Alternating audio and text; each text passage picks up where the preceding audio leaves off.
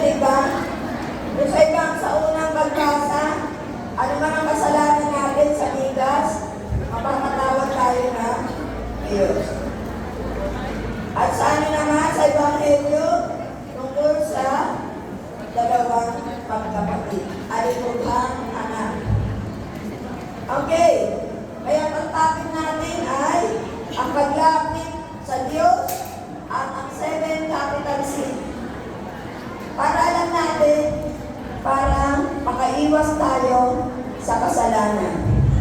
Okay, the 7 capital sin. Para magaling yung matandaan, palegas. Palegas. P. Pride. Obadias 1:3-4. Obadias.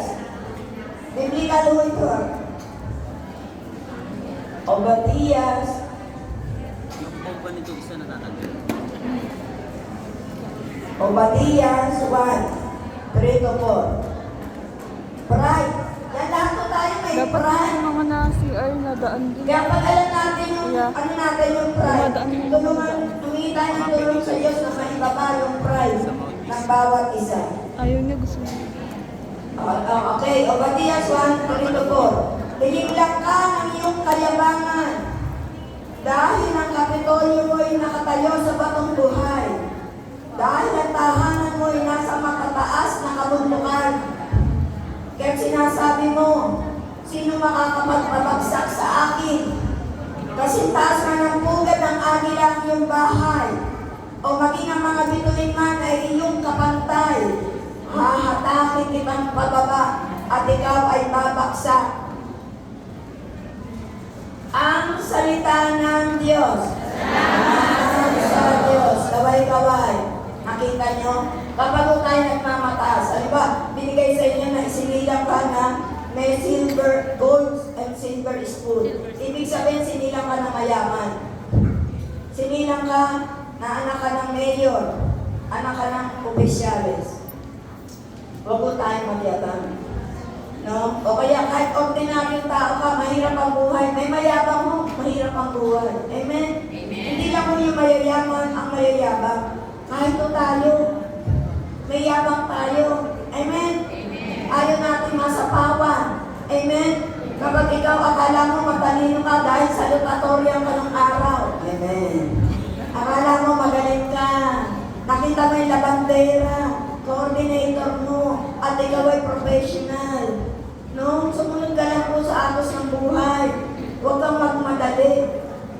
Darating ang panahon, gagamitin ka ng Diyos. Yung pride mo, ibaba mo. Amen? Ganun gusto ng Diyos. Kung ikaw matalino, okay. Gifted ka, na matalino ka. Pero huwag mong ipagmalaki. Hoy, kailangan, sister, ako gawin mong ebanghelyo. Dahil yung mga narinig ko, hindi tama ang pagpapaliwanag. Huwag po kayong ganun. Kung meron man na nagpapaliwanag dito na hindi nyo masyado makatch up, o medyo hindi siya ganun katalino, hindi ho ito katalinuhan ng tao.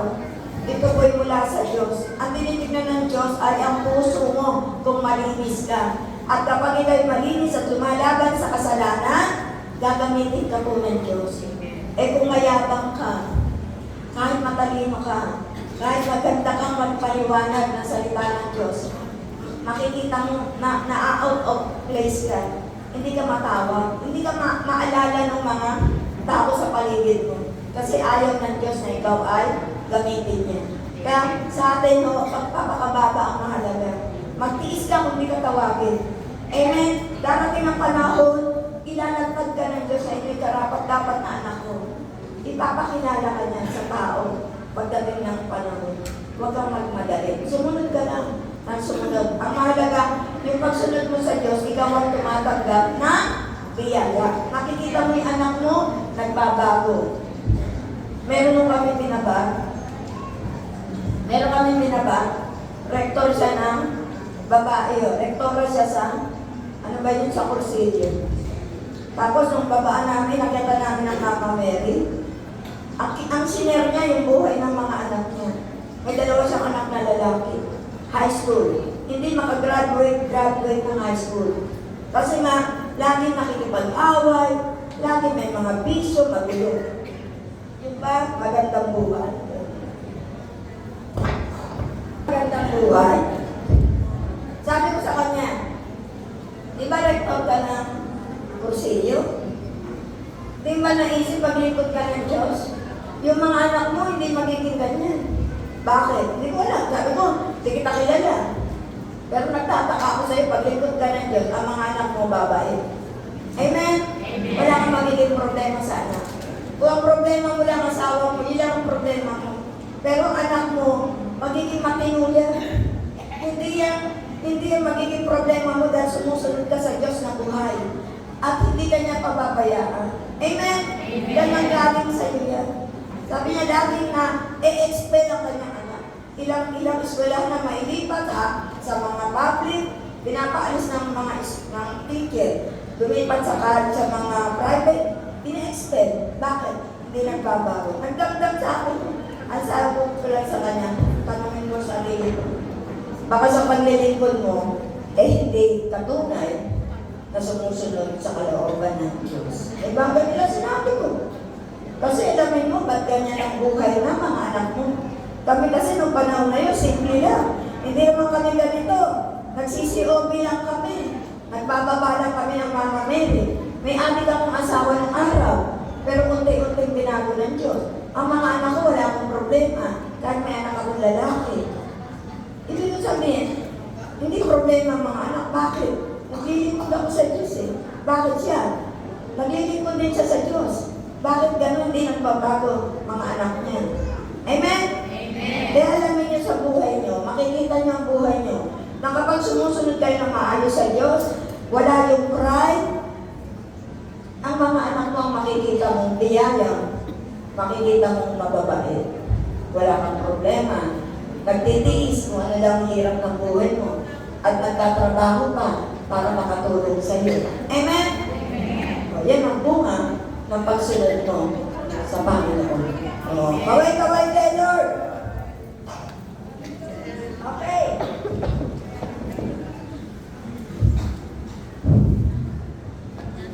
Sunod, yun ang pride. Lahat tayo may pride. Tanggalin natin yung pride. Kapag hindi ka natawad, huwag kang magdamdam. Kapag hindi ka pinag-prayer, huwag kang magdamdam. Di ba ganon? Nagsisi-OB, hindi ka nakita ng namumuno, hindi ka nakapag-share, huwag kang magdamdam. May panahon pa. Amen? Amen. Alisin mo yung pride. Yung mataas ka. Kahit matalino ka. Kahit may pera ka. Kami nga, kahit ano kayo, principal pa eh. Yung binabaan ko sa Kalawitan, principal. Umiiyak ko yun. Sabi niya, hindi ko alam ba't ako umiiyak sa harapan mo. Dala ko, principal ako. Ha? Pero yung anak ko, hindi ko mabago. Diba? Umiiyak siya sa amin, sa harapan. Pinakita namin ng Mama Mary, principal. Gusto ko sumunod sa inyo. Pero hanggang doon lang siya kasi hindi niya magawa. Alam naman natin ang principal, maraming din trabaho.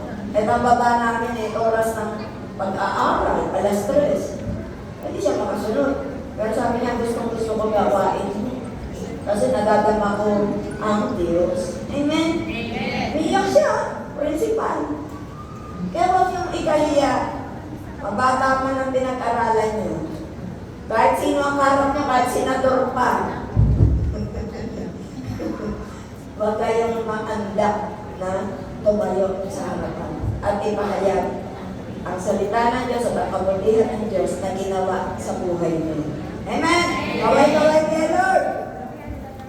Sunod, pride, anger, galit. Madalas na ang tao magagalitin. 1 John 3, verse 15. 3, verse 15. Mamamatay tao ang napopoon sa kanyang kapatid. Anger. At nalalaman ninyo, ang buhay na walang hanggan ay wala sa mamamatay tao. Ang salita ng Diyos! Salamat sa Diyos! Yung pumapalay na martyr, di ba? Pag sinaksak mo yung tao na hindi nakalaban, martyr yun. Ano sa likod mo tinira, martyr yun. Pero pag sa harapan mo sinaksak ang isang tao, homicide yun. medyo maliligtas ka pa, pwede kang mag-bail. Pero pag murder, wala nang bail. Okay, makukulong ka kaagad. Yun ang sinasabi. Yung galit, siyempre pag galit kayo sa tao, asawa. Umpisa ito natin sa asawa. Walang yan, nagbubugbog, hindi nagbibigay ng sweldo. Kaya ibang babae, lumalayas. Huwag nyo lang gagawin nyo. Sasama kayo sa ibang lalaki. Pwede naman kayo maghiwalay na maayos, iwanan mo. Magbabago naman yun eh. Amen? Hindi ang solusyon ng ibang babae, kaya nawawasak ang tahanan, ang sumama sa ibang lalaki. Kasi wala silang choice. Pero may choice ka pa. Amen? Kung iwalay ka muna, pumunta ka sa magulang mo. At kung magbago siya, subukan mo. Tiisin mo muna, buti ng taon. At kapag nakita mo may pagbabago, saka mo tanggapin. Hindi solusyon na kapag may asawa kang gano'n, ay tatakbo ka sa ibang lalaki para mag-asawa ulit. Kaya yung anak mo, United Nation. Ay, United Nation. Alam mo naman eh. Alam niyo naman yun eh. Yung ang ano ko, sabi, para kung na nakatatlong anak, tatlo rin yung asawa. Puro panganay, tatlo. At nagpipiro niya kami, ang ganda-ganda mo naman. Nakatatlo ka pa. Eh ako nakaisa lang. Kaya sabi ko, minsan ang buhay ng tao, di ba? Kaya nawawasa kasi ginagantihan natin. Lagi nating sinasabi, ginajustify natin ang sarili nating kasalanan. Di ba, nasabi ng Diyos kay Adan, Adan, nasaan ka? Bakit ayaw mo na naman? Kasi hubad po ako. Kinain mo ba yung bungang pinagbabawal ko? Ano sabi ni Adan? Kasi yung babaeng binigay mo sa akin, pinakain ako. O, diba? Tinawag nga si Eva, Eva, bakit mo naman pinakain ang asawa mo? At ikay kumain ka pa. Ano sabi ni Eva? Kasi yung ahas, tinokso ako. Nakita nyo? Yung unang paglikha pa lang sa tao, ganyan na tayo. Dinajustify natin ang kasalanan. Kaya kung mag-confess sa pare, ang haba-haba, pwede mo nang sabihin, naghahasa po ako.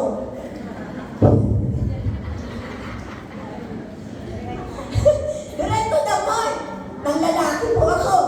Tatanong sa'yo ng bata, kailan lalaki ka? Tatlo po. Hindi na po sa kwento. Kaya, kung may magpapapasting kami, ang tagal-tagal, matatagal nyo po. Eh, simple lang naman ang pangungumpisa. Sabihin mo yung totoo, ba't ginajustify mo yung kasalanan mo? Naglaglag ako, sasabihin pa, naglaglag po ako kasi sa iba yung asawa ko, sunod-sunod ang anak ko, hindi ko na humayo buhayin. Diyos ko, naglaglag ka na, sasabihin pa, naglaglag po ako ng bata, nag-abortion. Tapos, ang tatanungin sa'yo, paano kailang laglag ka? Na kailang abortion ka? Kaya mahirap na hirap sa buhay. Diretto na po. Huwag kayo maninisi. Ginawa niya dahil ginusto niyo. Amen. Hindi siya tinuruan ako ng kapatid ko. Kung ayaw mo, hindi mangyayari yun. Amen. Kaya nang sabi ni Father Fidel, ang kasalanan, di ba, nandito pa lang sa isip. At dito sa puso, di ba? Gusto mo yung babae o yung lalaki. Sabi namin, gusto mo yung lalaki. Yung asawa mo, walang niya. Amen? Ayun, tumatakbo sa utak mo. Mabait to, nililigawan ako kahit may asawa. Amen? Yung puso mo ba, susundin mo? Ngayon, tumatakbo ang utak ko, ng utak mo, mali ito. Hindi dapat, paano mga anak ko? Paano ang buhay mo? Paano reputasyon ko? Amen? Mag-iisip ka muna. Ngayon, yung puso mo, mapapasunod mo. Hindi, iiwasan kita. Amen? Hindi nakaiwas ka. Pero pag sumaksak sa utak mo yung mga baluktot na kaisipan, susunod ang puso mo na gawin ang gusto mo kahit na mali. Nakuha niyo ibig sabihin? Sunod! Yun na nga, galit. Pag galit ka, gusto mo kumante. Iwasan niyo po. Ano sabi ng Diyos? Nasa akin ang paghihiganti. Nasa inyo ang pagpapalit. Diba, may nagkano sa'yo, naghatol. kapitbahay, magpatawad kayo. Hindi naman sinasabi, oy, patatawarin kita. Ibig sabihin sa puso mo, nang kinichismis ka, huwag mo pansinin, patawarin. Alam mo, hindi totoo. Babaliktad ang mundo. Yung sinasabi niya sa'yo, babalik sa kanya. Amen. Sapagat alam mo na hindi mo ginagawa yung chinichismis niya. Nakuha niya ako, ba't mo susubukin? Bakit mo aawayin? May dala-dala kang Biblia. Pupunta ka ng COB. Nakita mo yung kapitbahay mo nagchichismis sa'yo. Ayan, bumalat din naman yan. Dala-dala pa yung Bible. Nakikipagkita lang doon sa lalaki. Ba't mo aawayin? Hayaan mo siya. Hindi naman totoo, pero na kung totoo. At gusto mong itaas ang sarili mo doon sa lugar. Gusto mong ipaglaban na hindi totoo, pero totoo naman. Amen? Ano sabi niya dyan? Yung pagbintangan ka, dahil hindi naman totoo, magana ka.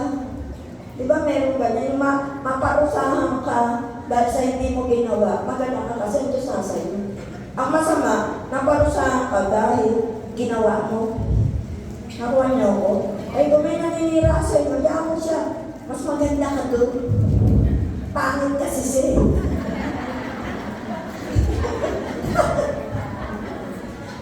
Kasi pag lumalabas tayo, di ba? Alis tayo ng gabi. Akala, meron ka lang alas 9, pupunta ka sa Bigil. Darating ka, alas 4 ng madaling araw kasi bibiyahe ka pa. Siyempre, maisip ng mga iba, masama. Diba? Yan na sila. Kasi, karapatan nila mag-isip na masama. Buhay nila yun eh. Pero yung pakialamang paawahin mo pa, sino kayo yahiya? Tayo. Amen. Dala-dala natin, Biblia. Amen. Tapos makikipag-away ka sa mga kapitbahay mo. Maganda ba yun? Lalawakan yung kaisipan nyo. In reality, nangyayari yun sa buhay ng bawat isa sa atin. Okay. Last, L, pa. P-A-L. Last. Ano yung last? Yung masalwang sabihin. Yung last, libo. Tignan nyo, nagtawa na kayo.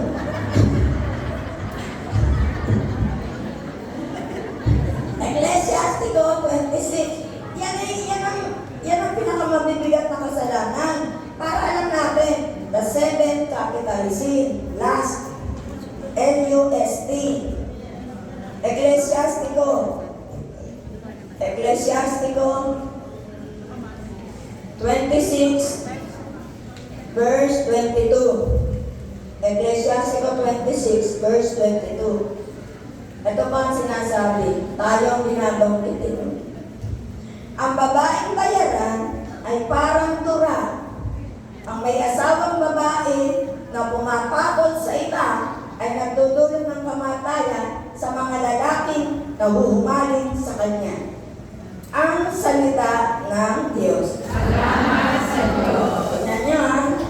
Dahil sa atin nagkakasala yung mga lalaki. Kasi kung walang malanding babae, walang papatol. Yan ang tinatawag na si Eva. Si Maria naman, yung matino. Kaya piliin niyo kung sino kayong babae. Eh, hindi ko kayo sinasagasaan ha. Wala akong alam sa buhay niyo. Ito yung direct to the point na sa salita ng Diyos. Tayo ho, ang dahilan ng kasalanan ng iba. Halimbawa, niligawan ka, may asawa siya. May asawa ka, ba't ka patol? Ikaw may gusto. Kahit ka nga sabi sa inyo, pairalin niyo yung isip na manguna sa puso. Kasi sinungaling ang puso. Bakit? Pag nagawa-buhang ka, ang bait, yung asawa mo, amoy ano na, alak, amoy suka na,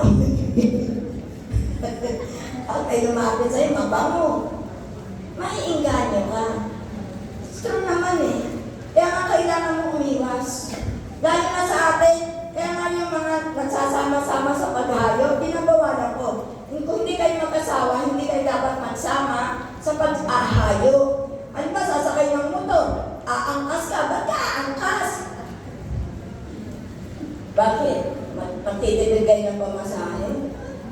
Mas gusto nyo ano kayo, may asawa kayo, may ano kayo? Doon sa amin. Ito, sasabihin ko sa Valenzuela. Last.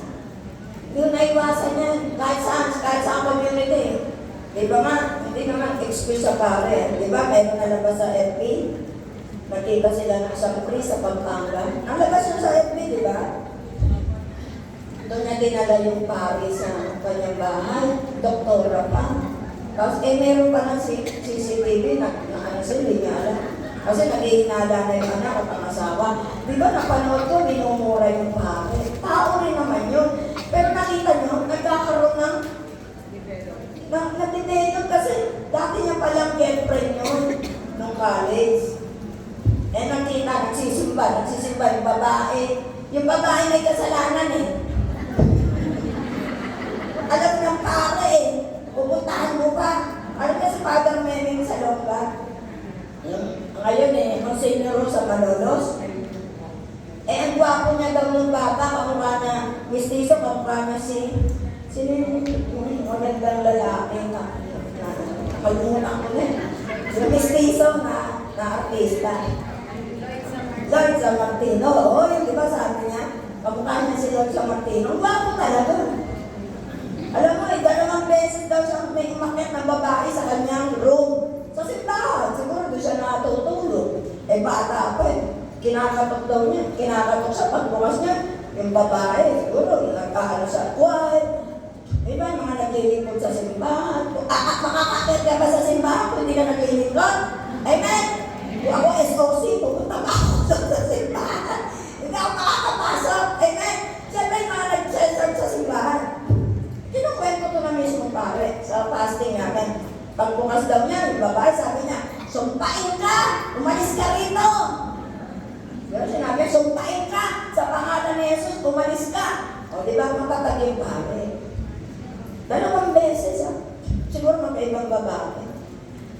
Tinanggihan niya. Tingnan niyo, yun ang ibig kong sabihin. Kung ayaw mo, matatanggihan mo. At ikaw naman babae, no, iwas ka naman. O doon sa Valenzuela, yung aming may coordinator doon, lagi nakaakas yung babae sa motor kasi pupunta sa Pulilan, ahayo. Pinagsabihan ko na. Tapos, lumugar doon sa amin. Di ba, nagtayo ng tanim-tanim. Nagtayo ng maliit na barracks doon sa amin, sa Pulilan. Tapos nakita namin, may nagsumbong sister sa yan, babae galing dyan, naligo. Ba't ka maliligo? Linggo-linggo. At ang sinita ko, ba't ka diyan nagpunta? Ba't ka naligo? Diyan ka natulog? Hindi po, Sister Seth. Dumating na ako, nagligo. Ba't ka maliligo dyan? Bakit ano to, hotel? Pinagalitan ko. Alis niya. Tinanggal ko yung barracks. Binasa ko pagkawala nila yung Lunes, araw ng Lunes, Martes, siyempre wala ang tao. Pinabasa ko lahat yung yung bahay doon kasi sinabihan ko, kunin yung gamit mo doon. Umalis ka dito. Pinatira lang dahil buhay pa si Brother Ting. Kay Brother Ting nakiusap. Pinayagan. O ngayon ha, eto na nangyari. Sinabihan na rin ng pamangkin ko. Yung asawa na sinabihan. Yung lalaki, kaya kayo mga lalaki, wag mo kayong tanga. Pag may nagsasabi kayo, kami matinig eh. Pag may nagsabi sa amin sa anak namin, ay, may bago ka ng nanay. Ay, matinig na kami doon. Gatinig na namin yung kung sino yung nanay na bago. May lalaking tanga. O, ayan. Sinabihan na ng pamangkin ko yung asawa mo, huwag mo ipasamahin sa hayo. Kasi nakikismis na. Ay, hindi daw gagawin ng asawa niya yun. O, sige. Ate, ayaw makinig. Ayaw mo na sila. Pero ayaw kong pupunta na rito yun. Pero may hayo rin sila. Alam niyo, hiwalay kasi yung lalaki. Yung asawa ng lalaki, yung nagsusumbong sa Sister Seth, wala tayong magagawa. I-pray mo na lang. Kikilos ang Diyos. Eto na. Di pinipray namin, lagi pinipray. Lalaki, umiwas na. Siguro niyayaya siya umalis. Namatay yung anak ng babae. Nagtatrabaho sa construction. Ganyan na nga, nagtatrabaho yan. Isang building lang, di ba? Nahulog sa construction. Ang tinamaan ko ay bakal na lalaki may asawa. Anak ng babae, yung may kalantian. Hindi nyo makikilala, baka maiba ko. Tumusok doon sa bakal. Patay yung anak na lalaki. May asawa, may anak. dahil sa kagagawa ng kasalanan ng isang ina. Naglilingkod na sa Diyos, ha? Coordinator na. Ba't nagagawa pa yun? Edi ngayon, nabalitaan namin sa isip ko, nagbabayad na siya ng kasalanan. O sa akin, hindi ko naman masita eh. Dahil mga ayaw ko sumunod eh. Siguro tumagal lang buwan, may nakilalang ibang lalaki, sumama ng magtanan. Hindi na ko namin coordinator, tinanggal ko na. Sumama magtanan ko sa lalaki. Yung coordinator na lalaki hanggang ngayon nasa akin, nagkabalikan mo silang magkasama. Ngayon nagkasama na po sila. Ano sabi ko, nung mabalita ako ng tanan yung babae, sabi ko, pasalamat ka, buta hindi sa'yo sumama. Call mo, Sister Celia. Bakit mo itatanggi? Totoo yun. Yung klaseng babae na gano'n, hindi papatong sa'yo. Eh mga ganda, matikas yung lalaki. Matikas ang katawan, hindi malakit yan.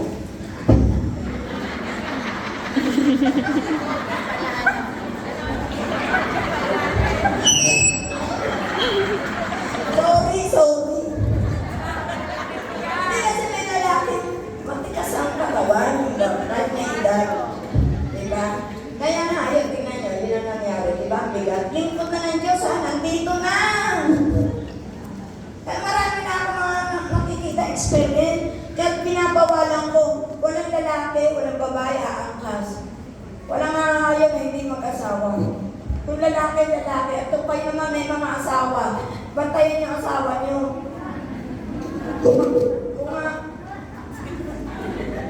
Kung halos siya, sumama ka, tanang malayo. 3 araw sa Pangasinan, pupunta ng Cebu, o saan pa kayo pumunta. Diba? Ay malayo. Okay, sumama ho kayo. Tapos si Brother August, lagi kasama yung asawa. Eh kasi Brother August, mayroon nag-aanong babae. Eh laging, pag nandun si August, nandun yung babae. Tingnan niyo, ha? Kaya tingnan yung mga babae, ba't ganyan ka kayo? Ha? Buti niya ako tumulak. Oh, totoo yan. Yung babae, pag nandun siya sa may baho, panawapan, nandun yung babae, sumusunod. Hanggang sinita ko na, nag-aaway na, mag-asawa. Sister Celia, tanggalin mo na si Brother August, ha? Bilang disciple. Ba't ito tatanggalin?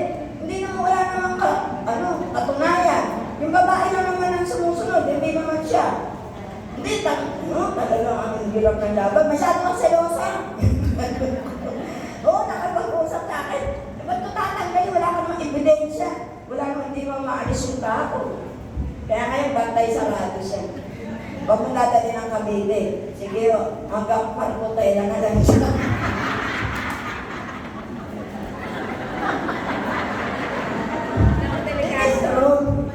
Ganyan ang buhay. Kailangan ingatan niyo yung mga tao. Kaya asawa niya, pag pinadala ko sa Samar, sasama yun. Hindi ka pwedeng bayad, ha? Kasi isa lang may bayad, eh. Sasama ka. Aalamin kung anong OR o yung flight. Sasabihin natin, tinatago namin. Malalaman pa rin. Sasakay sa aeroplano, sa Alamada, Cotabato. Ba't nakasama yun? Ako, Sister Celia, pinaan talaga sa akin. Sabi mo yan, yung flight, sasakay ako. Oo, talagang sumasama, Alamada, Cotabato. Kasama yun, Samar, kasama yun. Hindi ko man siya binabayaran. Kasi binabayaran ko lang yung disciple. Kasi hindi naman pwede ako lagi. Pinadadala ko sila sa Malalayo, sa Camarines, sa Sorong-Sugon, sa Samar, sa Cebu, sa Bohol. Pag hindi ako pwede.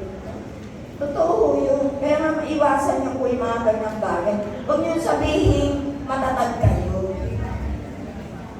Ang kahoy, ibabad mo sa tubig. Babada! Magsalang ka ngayon ng apoy. Isalang mo yung babad na kahoy. Magtitinas at magtitinas pa rin. Kaya ingatan niyo sa bayanan niyo. Ingatan natin ang pamilya natin. Totoo yan. Amen? Amen. Last. Meron pa. Sabi mo, bad story. Buhay pa si Brother Nick sa may paho. Meron kaming kasamahan. Hindi ko nasasabihin. Mga kilala nito.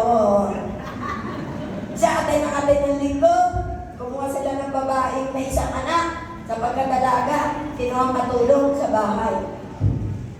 Ngayon hindi niya napupunan. Dito sila nagsisimba sa umaga. Siya naman nasa may baho. Coordinator. Nalaman ng hibat. Yung kapatid ng lalaki nagsumbong sa kanya. Dahil nung maniwala. Kapatid ko yun, sisiraan ko ba sa'yo? Kaya wala sinasabi sa'yo ito, mawawa sa kantahanan mo. Nagaraparang sila, nagalit yung lalaki, kapatid niya. Ba't mo ako sinisiraan, magkapatid tayo? Kuya, bakit hindi kita sasabihan ng totoo? Eh, nagsisimula na kayo mag-ano ng babae na yan. Ayaw pumayag yung lalaki. Naalisin yung babae na may anak. Siyempre, konti na maghiwalay. Ayaw mo alisin, ha? Diniwalay na yung isa. Eh, siyempre, naisip niya, ginawa mo na. Pinalayas na yung babae. Dali, anak, pumayas ka na. Napukundi yung dalawa. Ano sabi ko, di ba? Pag-a-attend kayo sa pulilan, kasi coordinator kayo, kailangan kayo. Huwag kayong kukuha ng dalaga o magandang babae para mag-alaga sa inyo. Kumuha kayo ng pangit at matanda. Pag nagustuhan ka ng asawa, talaga yung mga wala ka pinipili yun. Amen? Hindi totoo yun. Kung ka nagtatrabaho, kung ka nakatulong na. Totoo yan, nangyayari talaga yun. Kaalis ang babae, dahil maganda rin, may anak, mapagkadalaga. Nabuo sila mula. Kaya isa, coordinator, ang lalaki, naging Bulacan Boys, na nabalik na ang kapayapaan sa buhay nila. Amen? At natuto na sila. Sabi ko, attend ka ng attend. Dapat sa hapon, isimba mo yung pamilya mo. O kaya pagdating na, isama mo. Amen? Pag-endo. Huwag yung iiwanan sa iba. Amen? Kung ayaw niya sumama, huwag kang magsisimba ng umaga. Pagdating to, magsimba tayo. Kahit 2 beses kang magsimba, wala pong masama. Kaya nang umatay kayo sa pulilan, dahil may katungkulan kayo, dahil worker kayo, coordinator kayo, dapat talaga nandun kayo. Pero pagdating ng hapon, tumaan kayo sa inyong mga parokya, simbang yung pamilya nyo. Nakuha nyo? Diba, paglilingkod mula sa pagsikat ng araw, ang araw ng pamamahinga, dapat ibigay mula sa pagsikat ng araw hanggang sa paglubog nito. Walang hahayo paglinggo. Ay humahayo ka ba rito ng linggo? Dapat wala. Baka iwanan kayo ng pamilya niyo. Ang araw ng pamamahinga ay para sa Diyos at para sa atin. Tinakda ang araw ng pamamahinga para sa kabutihan ng tao. Hindi ka nilikha dyan para sa araw na pamamahinga. Bibigyan mo rin ng halaga ang mahal mo sa buhay. Okay, lasa, pang E, letter E. Pale na tayo, nasa pale. Palegas, E, envy, inggit. Iwasan natin magkaroon ng inggit. Lahat tayo na inggit. Di ba, kahit ako, nakikita ko, ang gaganda ng mga gamit niya. Yung inggit mo, gusto mo magkaroon sa paraang malinis yung nagsisingkap ka. Hindi na iinggit ka, sinisiraan mo. Di ba minsan gusto mo, darating din ng panahon, dati hindi ako makasuot na magagandang damit. Darating ang panahon, makakasuot din ako niyan. Amen!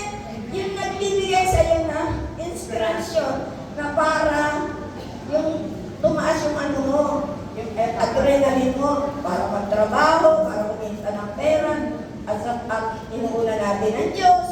Di ba? Ano sabi sa akin ni Brother Pixel, yan, baduy mong manamin. Nung araw, coordinator pa lang ako. Overall ng Bulacan, ng Malolos. Ang baduy ko rin manamin. Wala na akong pambili. Siyempre, wala kang pambili, ito susuot mo. Nagpapaaral ako ng anak sa koleyo. Yung mga nagbibigay sa akin, maluwang. Bibigyan ako ng damit. Ang luwang. Parang matanda. Eh, bata-bata pa ako nun. Hindi ako makapagsuot kasi nga ayaw, hindi ko kayang gawin. Nakuha niya? Isin mo lang. Sa puso ko darating ang panahon, makapagsusuot din ako. Ganun lang. Hindi ka naiinggit. Hindi ka gumagawa ng mali. Ang sa ano mo lang, yung ano ba, pag nanais mo na gumilo sa paraan mo, sa malinis na paraan. Kaway-kaway kay Lord. Sunod, G. Gluttony. Ano yung G? Gluttony. Katakawan. Lahat matakaw, di ba? Kung ano bawal, kinakain. May sakit na sa bato, sinabi ng doktor, bawas ng tubig. Walang kain ng maalat, walang kain ng baboy, pero pinakain. Sasabihin ng iba, mabuti na kung mamatay na, nakain ng lahat. O pag nandun na, dialysis na, umiiyak na. Amen? Gluttony, katakawan. Alam mo minsan, yung mahirap ang buhay, mas mahaba ang buhay. Kaya wag mo kayo mahigit sa mayaman, sa mamang mapapepera. Madalas kinakain. Ano ba yun? Yung beef. Di ba? Yung mga ganon, yung mga masasarap. Kaya sila, tingnan nyo, yung mahihirap, tingnan nyo, yung mga magsasaka, ang papayata, pero ang mahaba ng buhay. Amen? Kasi kinakain gulay, isda. Mahirap bumili ng baboy kasi kung ano yung tanim nila, yung nakakainin, makapayat. Pero ang lalakas. Mga edad, 80 mahigit na buhay pa, 90 mahigit buhay pa. Diba? Kaya yun yung gluttony ho, kasalanan din po yun. Kaya pag nagsisi-OB, diba? Kaya tumataba ng tumataba, kain sa baba dito. Eh tatlo Mama Mary, kakain dito, kakain sa pangalawa, kakain sa ikatlo. It is true, masasabi ni Brad. Pwede na, magbabalot ka, magsasarong kumeta ka. Huwag niyo nang gawin yun. Pag dito, kumain muna kayo konti. Sa susunod, konti. Sa susunod, konti. Kailangan mo nang ginagawa. Nasarapan pa. Sister, ang sarap ng luto mo. Baka pwede gusto ng anak ko yan. O yan, pagkabal ng mukha. Ba't kasi obyo, tignan niyo may mga pamilya ho ngayon. Kumain na lang ho tayo. Ngayon pag sinabi ng may bahay, Sister Celia, balutin niyo na yan. Kasi hindi, meron ka ba sa mga anak mo, meron na po ako nakatabi. O, yun na sasabihin ko sa mga kasama ko, Time of Sharon Cuneta. Ganun po eh, pinamimigay. Pero ibig ko sabihin, huwag sa inyo pagmula. Nakuha niya? Okay, gluttony, katakawan. Ecclesiastico 31, verse 31. Ecclesiastico 31, verse 13. Ecclesiastico 31, verse 13, 1-3. Tandaan mo na masama ang katakawan at sa lahat ng nilalang, walang kasintakaw ang mata. Kaya naman napakalimit itong naluluha. Ang salita ng Diyos! Ito natural ha, walang samaan, walang masamang isip.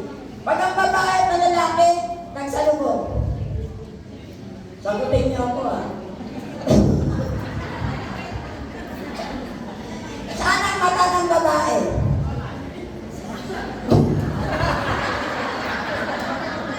Instinct to ha, instinct. Hindi mo sinasadya. Magsalubong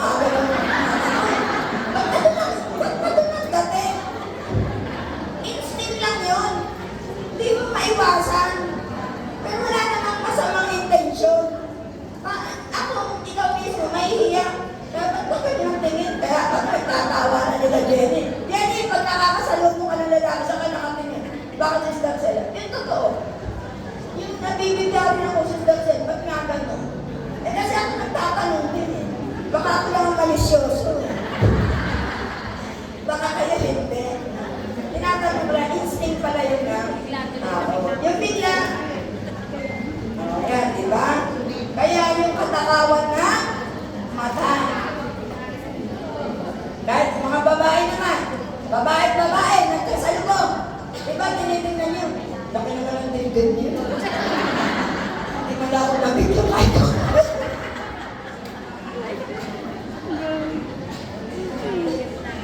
Kaya nga makasalanan yung matay. Di ba lang napupuna mo? Kahit maganda, meron kang napupuna kasi nakikita ng mata. Yes, diba? Yun ang sinasabi, katakawan na at ang mata ang pinakamatakaw. Sinasabi ko yung reality, yung totoo. Hindi naman masama, pang lang, para katunayan, makokontrol mo yung mata mo na hindi maging matakaw sa anumang nakikita mo. Amen? Kasi kasalanan din. Naintindihan nyo? Sunod, apares. Ano yung apares? Kasakiman. Yung meron ka na, naghahangad ka pa. May asawa ka na, gusto mo may another one ka pa. Kasakiman. Okay. Sakin, Ecclesiastico 14, 8-9. Ecclesiastico 14-9. Ito po ang sinasabi. Kaysa man ang taong gahaman ng pananaw, walang paglingat at malasakit sa kanyang kapwa. Laging akala ng sakin ay kakaunti ang kinamtan. Pagkatandang namin niya ay pinuspos ng kasakiman. Ang salita ng Diyos. Salamat. Katulad ng mga congressman o may mga senador, hindi natin sinasabing lahat, pero karamihan. Amen? Si Villar na lang, ha? Lahat binibili yung lupa sa murang halaga, tapos ibabalik sa atin na mahal na. Dapat wag mo kayo magbebenta ng lupain nyo. Amen din. Yung sinasakan nyo, magtiis po kayo. Huwag ibenta yung mga lupain nyo sa murang halaga. Napakahalaga ho na meron tayong pagkain dito sa ating bansa. Pero na lang kung talagang wala ka ng patubig, natanggalan na, wala ka ng choice. Pero hanggang meron pa kayong magagawa sa Bulacan, sa sa San Miguel, sa San Ildefonso, meron silang, di ba wala ng tubig, wala ng patubig. Nagkukuha sila ng powerhouse, kung tawagin. Power horse sa tawag na. Yung horsepower. Bumabaw sila sa lupa na yung malalim. Tapos may yun ang dadalo nila ng tubig. Hanggat maaari ba kayo magbenta ng lupa? Ang pera ho, nauubos. Pag-aaway-away ng mga anak mo, katulad ng alimukhang anak, ibibigay mo sa anak mo, wala lang patutunguhan. Kung may lupa po kayong taniman, mabubuhay ho kayo. Kahit alam nyo, yung mga tao sa Manila, pag nagkaroon ng, ito sabihin, wala makain, mahirapan mo sila. Pero kayo, mabubuhay po kayo. Bakit? May lupa kayo matatangnan. Makakakain kayo, hindi kayo magugutom. Kaya kung maaari, huwag kayong magbenta ng lupain. Lalo na sa mga politiko. Amen, sila lang talaga nakakabili. Kasi sila nakakaalam na bypass to. Alam nila na magbebentahan na yan. Kaya, ganyan o ang kasakiman. Masyado silang sakit. Hindi sila maawa sa mga tao. Hindi nila alam pag nagutom ang Pilipinas, inakakawawa ko tayo. Amen? Pero kahit magkagulo-gulo, hanggang may lupain tayo, hindi tayo mamamatay sa gutom. Mabubuhay po tayo. Bakit? Kahit anong itanim sa atin sa lupa, lahat nabubuhay ang mga tanim natin. Hindi katulad sa ibang bansa. Wala ko silang ganyan katulad ng lupain natin. Ngayon, di ba, sa nabalita sa Leyte, kinukuha yung mailing na lupa na ginagawang bakal para dalhin sa China. Buti pinahinto sa Leyte. Marami ho tayo rito kayamanan na hindi lang dahil sa kasakiman ng mga kapwa Pilipino, kaya ho tayo, kung tutuusin mas gaganda ang buhay natin sa ibang bansa dahil nasa atin lahat ang magandang resources. Nasa atin ang lahat. Hindi lang mga kasakiman lang ng mga tao ang naghahanap. Patulad nyo, nakita nyo? Trillion ang utang natin, trillion! Pero kung mababawi natin yung mga pera, makapabawas tayo ng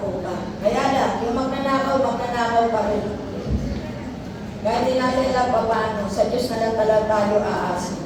Amen po ba? Yung maliit na magagawa natin, yun lang ang gawin natin. In reality, kung ano magagawa natin, gawin lang natin yung tama. At maaaring magkaroon pa ng kaunting pagbabago sa buong bansa. Amen. Gawin kayo. Panghuli.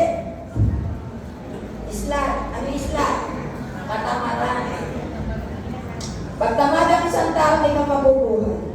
Mag-alaga ka lang ng hayop, mayroon ang buhay mo. Mag-alaga ka ng bibe, mag-alaga ka ng kalabaw, mag-alaga ka ng baka, mag-alaga ka ng manok. Isusuga mo lang yan. Bibili ka lang ng konting pagkain. Pag wala kang pera, magpatay ka ng manok. Pag sa umaga, may itlog. Katamaran lang ang tao. Kaya naghihirap ang iba. Amen. Ako, nagsimula lang kami sa 2 pares na manok. Yung manok, nakita yung ganyan. Humingi kami sa gano'n, sa kapitbahay, humingi.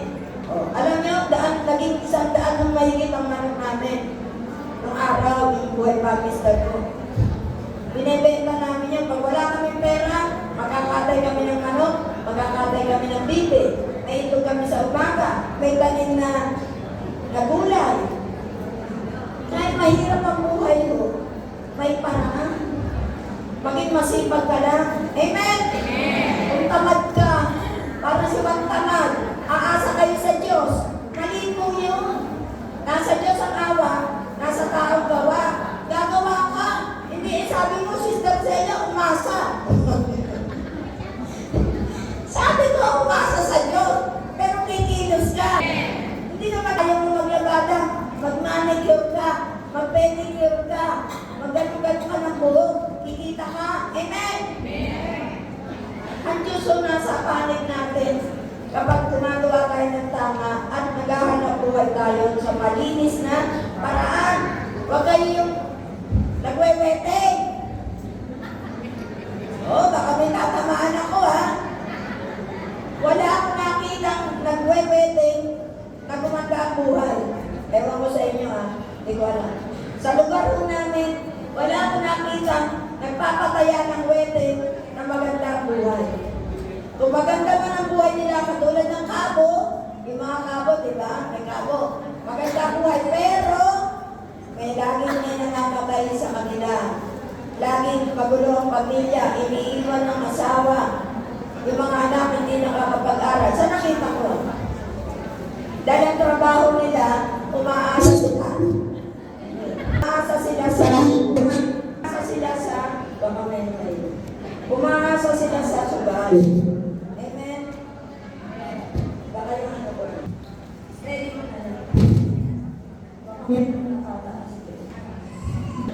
Wala ko eh. Katamaran, tamad. Okay na pag okay na. Okay. Ecclesiastes 22, 1 to 2. 22, 1 to 2. Steady mo na lang. Pagka okay na ako. Ecclesiastes 22, 1 to 2. Saan po kayo pumunta?